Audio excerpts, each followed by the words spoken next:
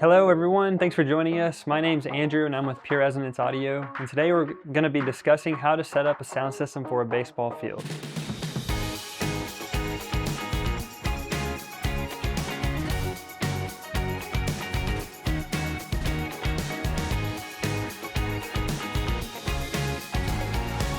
So when setting up a sound system for a baseball field, there are some things to keep in mind. And today I just want to go over kind of the thought process on how you would go about setting up a system for your field. So a lot of times with a baseball field, you have seating right behind home plate and on either side, each baseline. So you have a crowd that needs to hear what's going on. Maybe they just want to hear the music that's playing between innings, or you're announcing players that are batting and you want them to hear that. So things to keep in mind: a lot of times there's a press box behind home plate. A lot of times we can utilize the press box for mounting speakers because it offers short wire runs, which makes labor way less intensive. So a lot of times a bare minimum for a baseball sound system is going to be a 2-speaker system, one speaker pointing down the first baseline and a second speaker pointing down the third baseline. That generally gives us really good coverage. Speakers like this 10-inch S10 have a 90 degree by 90 degree coverage pattern, so that gives us good overlap, covering the stands where the crowd is sitting and giving you some field coverage. Another option, in addition to having the 2-speaker system, is to have a third speaker going down the center field line to cover the field a little bit more.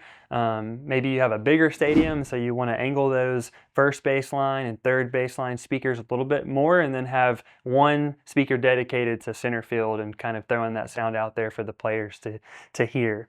Another option is, hey, we have a press box, but it's super low and the crowd is right next to it, and so we would be blasting the patrons with sound, and it wouldn't be a very good thing for those people who are sitting at the top. So in that case, we can utilize poles, light poles. It gets a little bit more challenging whenever you are mounting to a pole, longer speaker runs, which require thicker gauge cable. You might have to bury it. It's going to require burial grade cable, which can get a little bit more expensive. And so just some things to keep in mind.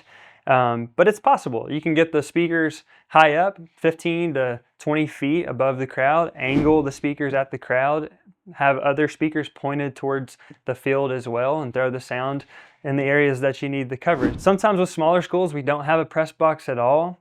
All they have is dugouts for the home team and the visitor side team, and maybe we can work with the dugouts too and throw speakers onto the field, throw speakers towards the crowd so that the field and the crowd can hear what's going on. Another thing that we often see is schools have a backstop to protect the fans from any foul balls and things like that. That's pretty common nowadays. And we get the question of, hey, can we put speakers on the backstop? The answer is sure, absolutely. You can certainly do that. In that case, you may use something smaller like this 6.5-inch speaker, where you could mount it vertically or horizontally. It has a bracket, so you could, point it and turn it in the direction that you want the sound to go.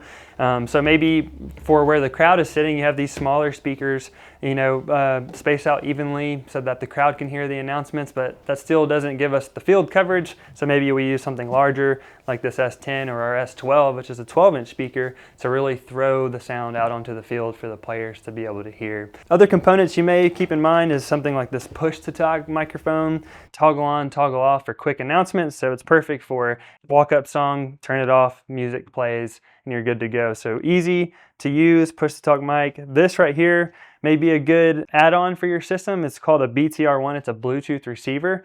It gives you about 100 feet of range to connect your music device to this BTR1 receiver. So I know I threw a lot at you, but that's the basis of where we would start. We're going to ask you those questions about what's important to you, where are you trying to get the coverage, what's your budget. That's going to play a huge role, but that's what we're here for, is to help you through the process. So if you have a baseball or softball application and you're looking for a sound system, give us a call and we'll be happy to help you through that. So hopefully this was helpful.